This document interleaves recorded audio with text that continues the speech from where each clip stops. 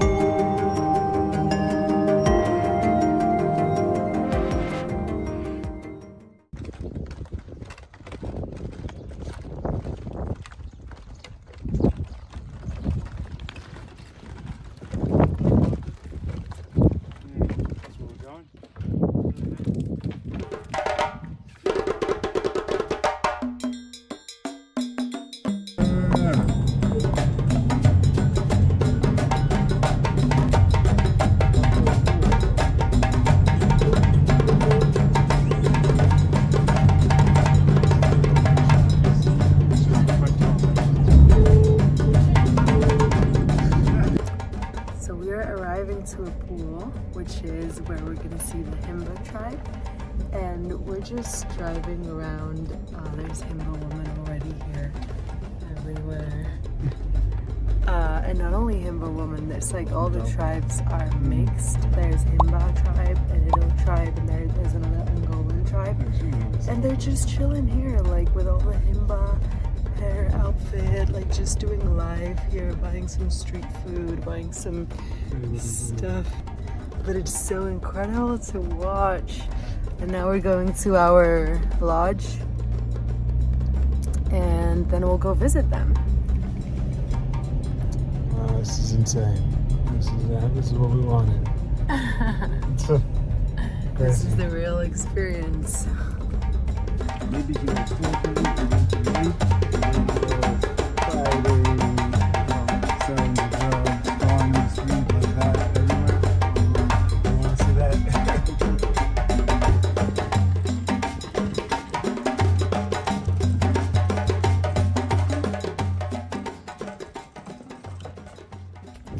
I must admit that I'm excited about seeing the tribe and spending time with them.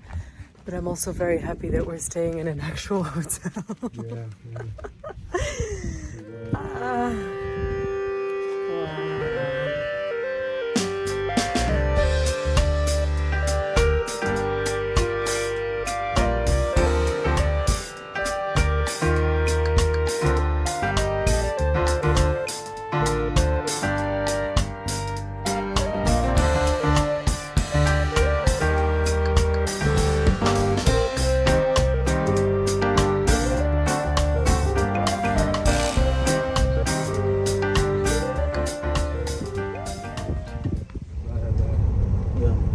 So Herero men won't go like crazy for it. Look at the Himba men. Yeah. They don't wear any.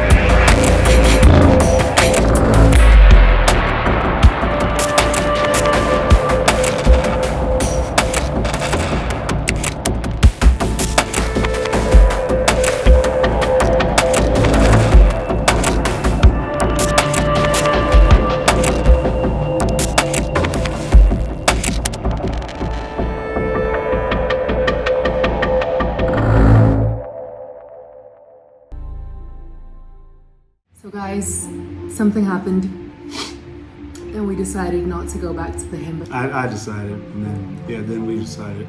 Brian had the first intuitive thought about it, shared it with me, and I was like, that is so right. So let's go through it. What happened? A couple things. I think our lives were at risk.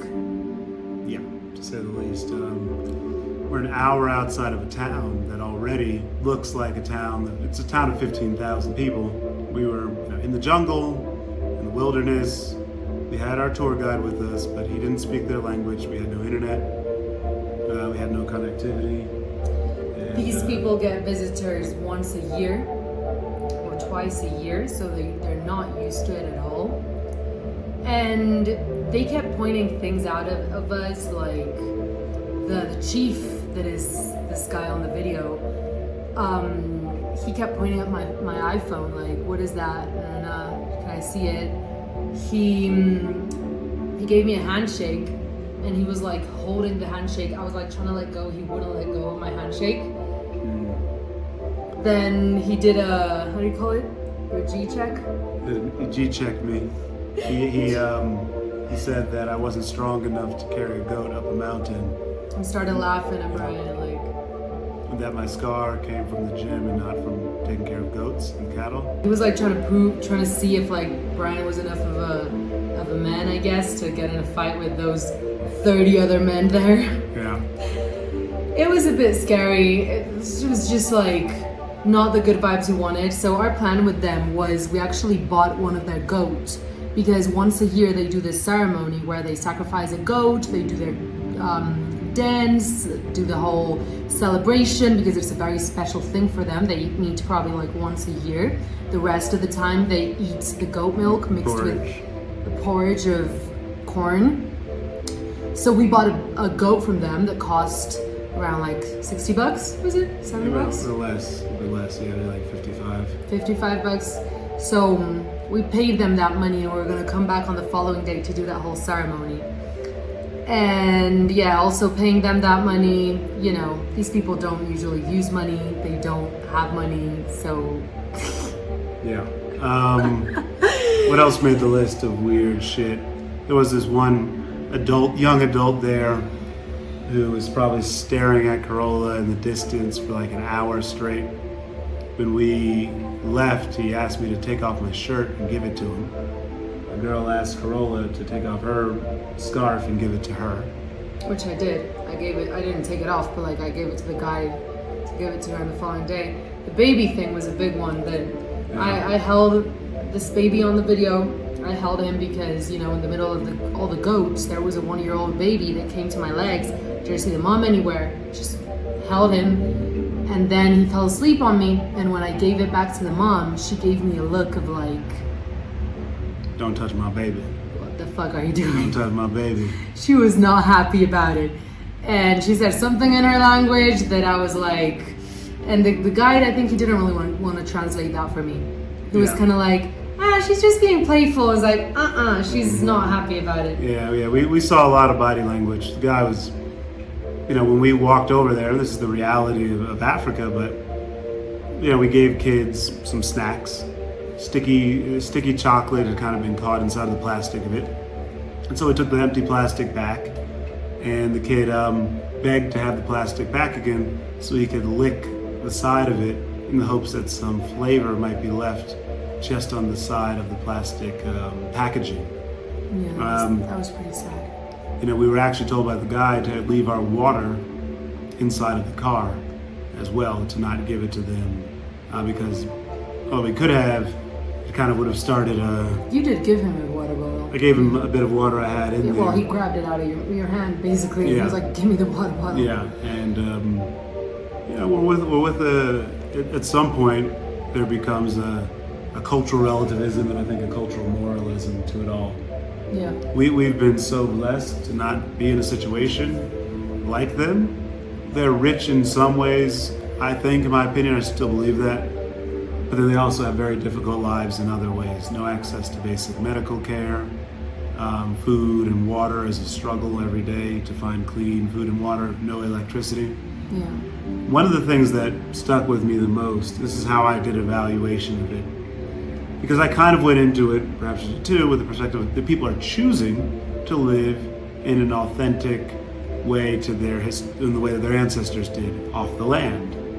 I asked our guide, I said, hypothetical question, Darius, if they could have a truck tomorrow, just a basic 15-year-old, half broken down truck, would they take that truck? And they said, yes. He said that would be the biggest moment in their lives, to have a truck. You asked if we moved them, if we gave them housing in the center, in this building over here, would they take it? And Darius said, no doubt. Yeah. So it's like they're not there by choice. Yeah, really. They'd like to get out of there. Yeah. And we kind of felt a little bit of, I'm a bit more naive than Brian, let's keep it real. Brian kind of saw it as, hey, if they might have seen the chance today of, oh, they're coming back tomorrow, and what these people have, if something happens to us there, no one's ever seeing us again. So I got home and I said, I feel like there's some level of risk here. Yeah. I like to have an escape route, especially when I'm with her. Me, her, a guide, and 40 men and women in a tribal village, who are very remote, is not a scenario where I can feel like I can protect her. And, but what I can do is mitigate the possibility of something bad happening. So yeah, guys, that's what happened. And then when I see strange men staring at her booty, I know something's about to happen. So yeah. Thankful for our time there. It was a great experience anyways. Shit got too real. We're gonna keep it real with y'all. Shit got a little too real. Yeah, it's not for everyone for sure. Yeah.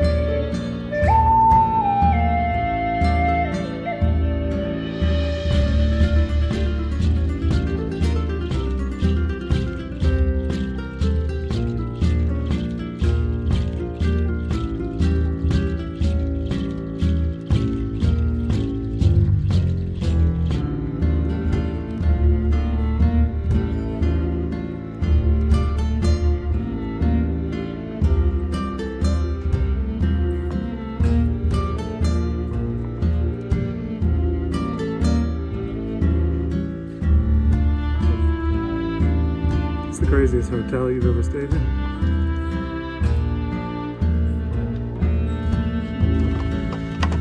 We're here to watch Brian in Namibia.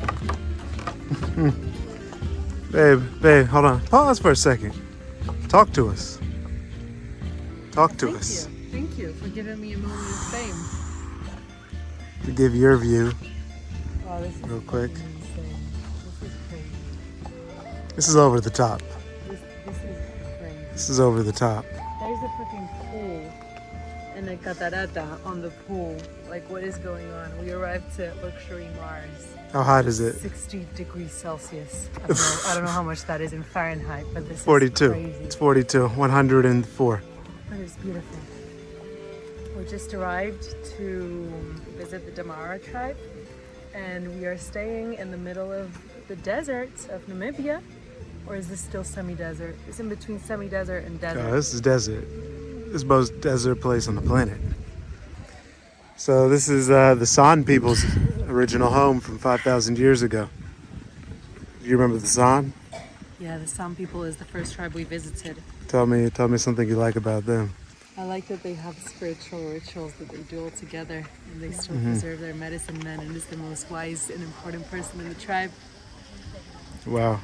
Yeah? Okay, let's head inside. I said it's motherfucking Wednesday. It's Wednesday morning. We're in the middle of a desert. It's 43 degrees out. Fuck the rules. Fuck the rules. We live in our life, and if you tell it to me, you ask me, we've created the best life I could have ever imagined. The toilet is over there. Yeah. I need to go and wash my hands. Yeah. The poisons. Or else you won't have a driver tomorrow. Yeah. Hey, main character. Can you show us your house? Come in. Take a look. 20 is our anniversary. Okay. What do we have here? High ceilings.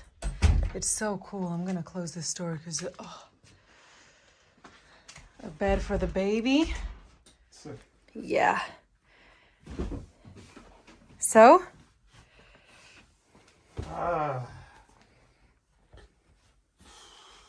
This was a surprise part of the trip for me because I just read the names of the places we were going. I didn't look at what they look like. Yeah, we didn't research it at all. Worked out so far, so the lesson there is don't read. No, actually, we booked the trip. We didn't even do much research at all. We just trusted.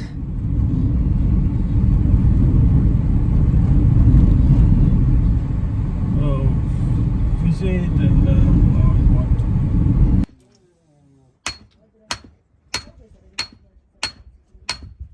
So this is the sandstone for sharpening. This is for sharpening.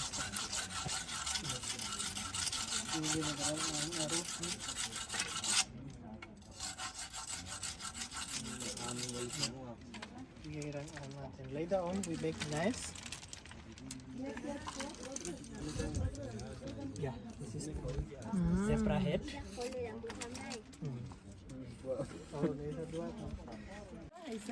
Chaura is kisidan pokla guys and kankasa. As I said, I got Nabagratu, but I get Nabaroga Uta, and Kai Paitira.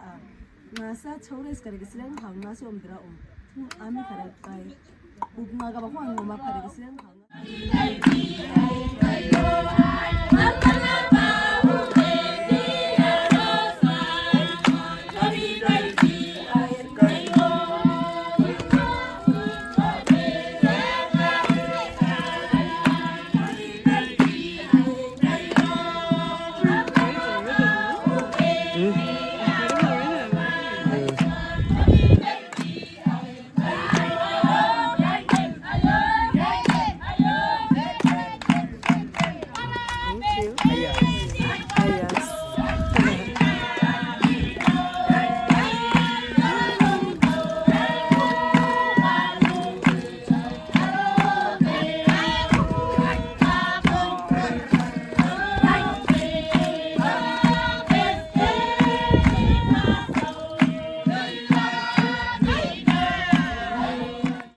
Nice.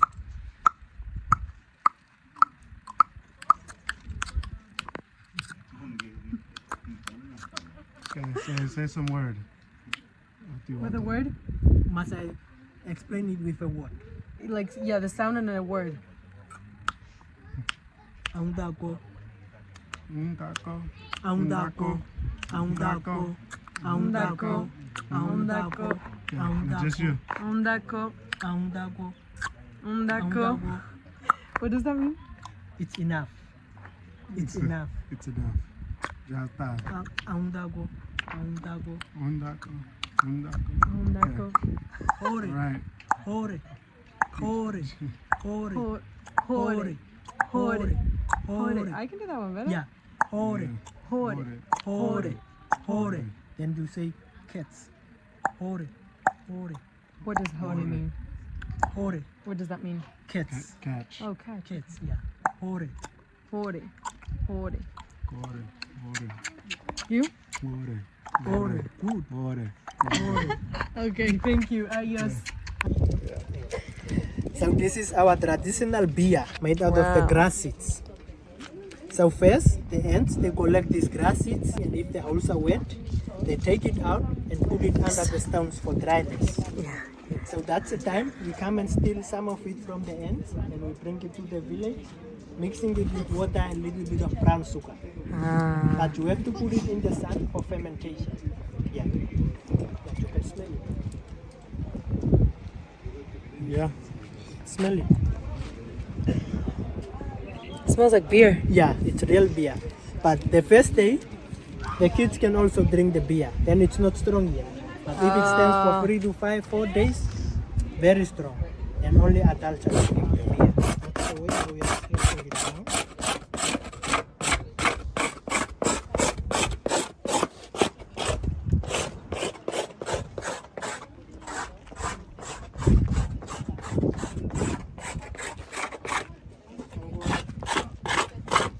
So if we scratch down all the hairs, then we apply some fat on top of the skin. And we put it in water for 1 day. And from the water, we take it out and we squeeze it with the hands until it becomes soft like this. You can feel it. Okay. Go, go, go, go, go, go, go, go, go, go, go, go, go, go, go, go, and go. What is it? Go, go, go, go, go. Okay, so the Damara people gave me this plant that is a plant that has adapted to the desert conditions of life. So it was literally dead. It was like completely gray and dry. And he told me you put it into water and it turns green. So right now I put it into here like a minute ago. And we can already see how it starts to get green. But we'll see how it gets tomorrow. 3,000. Yeah.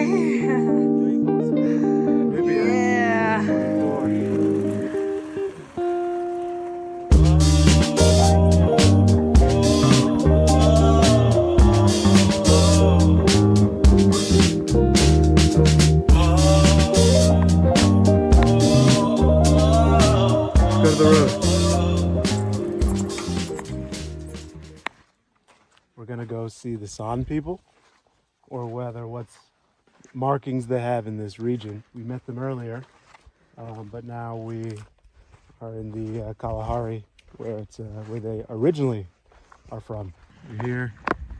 Just arrived at the engravings. We're back. Of the San people. 5,000-year-old engravings. Just did it in e-bikes through the desert. You can see a couple other people are joining.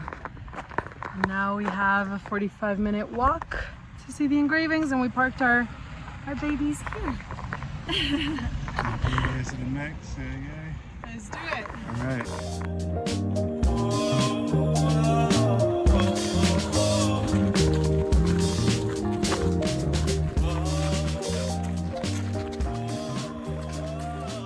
Back then, and arguably into the future, it won't make sense to have a written language because the next group to see the writing might not speak English. Yeah. Instead, it makes a lot more sense if you think about it, to capture meaning through realistic symbols and hieroglyphics the Egyptians did. But the San people left drawings, cave paintings as they're called, here for the people who might come after them. They probably wouldn't speak the same language, but they could interpret what was written through picture. And these are 5,000 years old, which would mean that they would date to be some of the earliest etchings and cave paintings in the history of the human race. Wow, that's crazy. But for us to interpret this myth, it's impossible. Because time and climate has changed over thousands of years. This was also like a hunting map for them to say certain animals you find around certain important points. The bigger the circle, the bigger the water hole.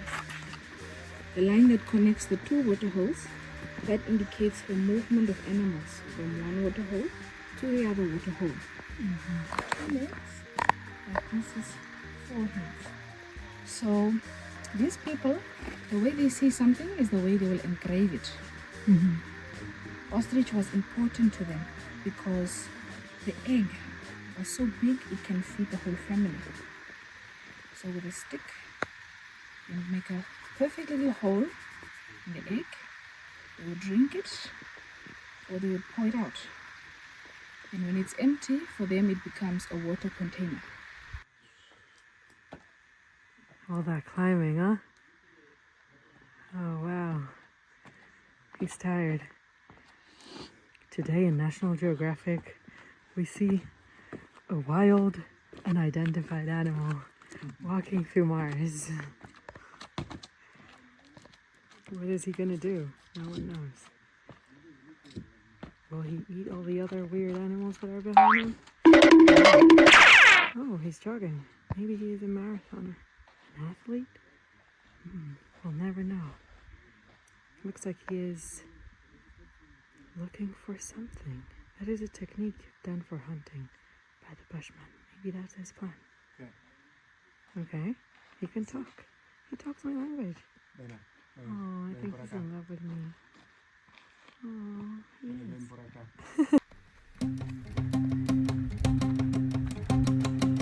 Ooh, boy! This is a crazy scene. Wow.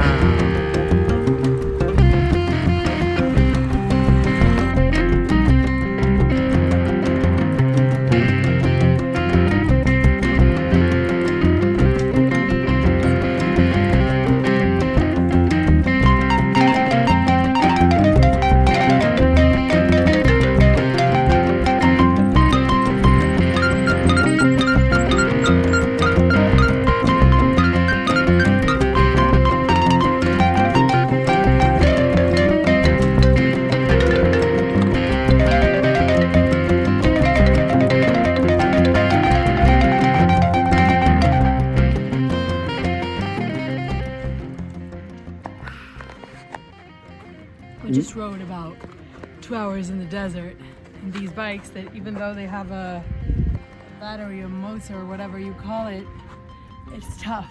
It's tough, those dunes. And now our guide's bike ran out of battery. So we had to walk half of it. It might be what? 37 degrees Celsius? At least. I have about 20 flies flying around my face, my feet, my getting in my mouth. The only way I could possibly do it, babe, I literally started meditating. I started saying, I'm not here, or the flies aren't here, I am. And that is the problem, the I. Oh my God. And I just started saying that over and over, breathing, and then the flies actually kind of left. Look, the flies have been around us the whole trip. I have 10 videos of Brian fighting with flies. Now is the first moment that they're actually bothering me, because this heat as well. They're trying to get a lick of the sweat on you, yeah? And guess what? We are here, and there's a little girl behind you living in the woods. Just came out of nowhere. Did she? Look, she just popped out of nowhere. What's the plan? The plan? How are you feeling, Darius? That was some That's exercise. a nice workout. Right? Yeah. That was the workout. That was the workout that you didn't want to do with us the whole trip. Yeah. Okay, now the plan is you guys gonna drive back. Okay. Then he's gonna take me with the vehicle. So it's the same straight until to the lodge. There's a fueling station here. You saw it. Mm-hmm. Yeah. And then you pass the airport, and then straight. the airport. Until There's a they're allowed. private Are plane. we gonna airport drive here. behind you guys? I'm gonna go with the vehicle just behind you guys. Okay. Okay. Yeah. Good. Not too bad. We didn't record the actual struggle. Yeah. We're doing great now. For Yeah. what that was. I thought yours is gonna die before mine. Yeah. Yeah. Did you have battery? You don't Yes, just... I had battery, but it was going up and down, so I was. Hard to tell. Yeah, it was really difficult. Yeah. Well, now we're gonna burn those batteries on the way back.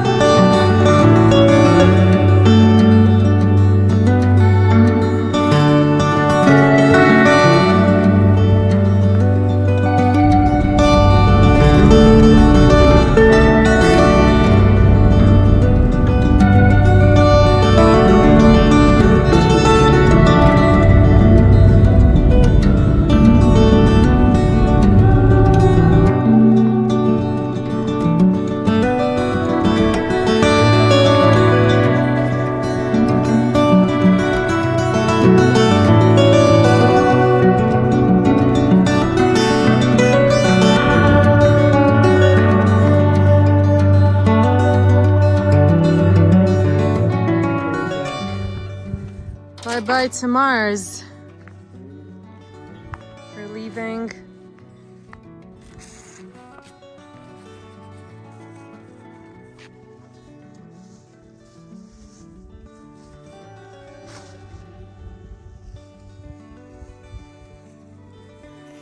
So after that crazy adventure in the dunes with the bikes, we are now heading to Windhoek to finish our trip. And on the way we're gonna do a stop at the Herero Tribe. That is actually where Darius is from. Darius is Herero and he's gonna take us to see his family. Time to see the fam. Yeah, so very excited for that. We have a 7-hour drive ahead, but it's gonna be good. We'll see you guys with the Herero. Okay, it's actually a video. So we can say, Gordon! It's Namibia. It's Namibia. Welcome to Namibia. So they're gonna dress me with the traditional clothing. Wow, it's so beautiful. It's so beautiful. This is our the main house. If someone died or someone is being married, Yeah. we use this house. Ooh. Oh, this is underneath? Yeah, it's a house. Oh. But can I take off my pants? No, No? it's not it. Okay. Okay. So this is so that it's more like that. Yeah. Oh, wow. But it's only two. So you said you use this room for if somebody dies, then you sleep here, or you put the body here? Yeah, we did the We Okay. sleep here also. With the body. Yeah. Okay, yeah. It's nice. Do you make this? Yeah. You make this? I sleep. Wow.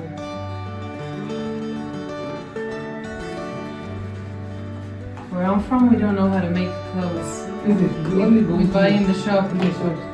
Oh, we make ourselves. Yeah. Especially should learn. this, It's so amazing that you make this. It's incredible. especially this we make ourselves. Sometimes also those who have a lot of money, there's people who make it, then you just go in a shop and then you buy it. Yeah.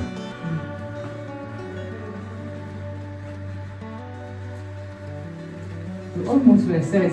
Oh my god, it's so warm in here. Yes. Woo! Yeah. Wow. Do you live here all year, all 12 months of the year, or? Wait. Yeah. Yeah, I'm a American. Mm-hmm. My husband is from this house, but we have a small house of ourselves. Family here today.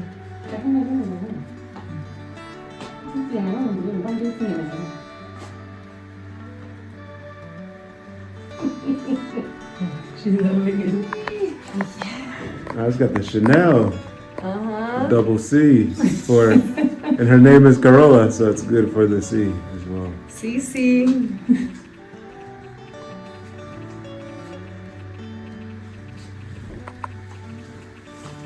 Hey, yes. Okay. I would say. Would anyone believe I am a Herero woman? Yeah. What would your mother and father say? Nah, you sell yourself to Hereros.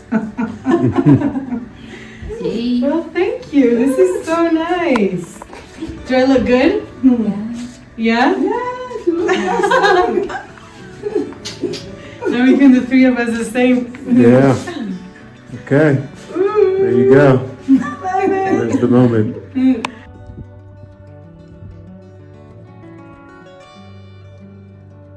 Is it only you staying in Mexico? Your parents also?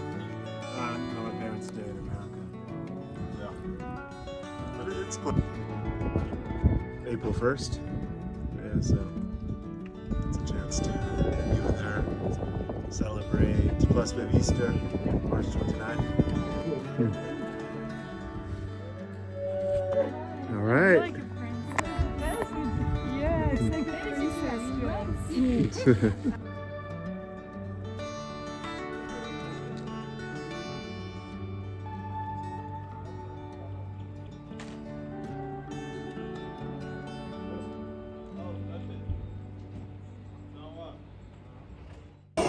Can you hear me? Can you hear me roar? Because of the plane sound. We're boarding, leaving Namibia. Very sad. This was Been good, baby. It's been good, but we gotta go. Ain't gotta leave, but you sunrise. Wow, it's 6 a.m. and we're going to South Africa, and then we're going to Miami. Miami, mami, que no que papi, ya, ya sé. Representa tu gente. Do some crazy for me, babe.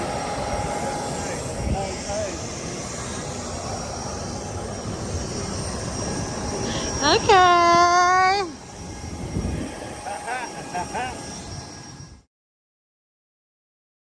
I think that what they want is not the money. What they want is to fix that problem that they have. Because if we think about the shaman of the tribe today, what he wanted wasn't money. What he wanted was to be able to hunt that animal, bring it to his family, to be able to move to a different city, to be able to live his life the way he does freely. It's the freedom of it. It's not he doesn't care about that piece of paper we gave him.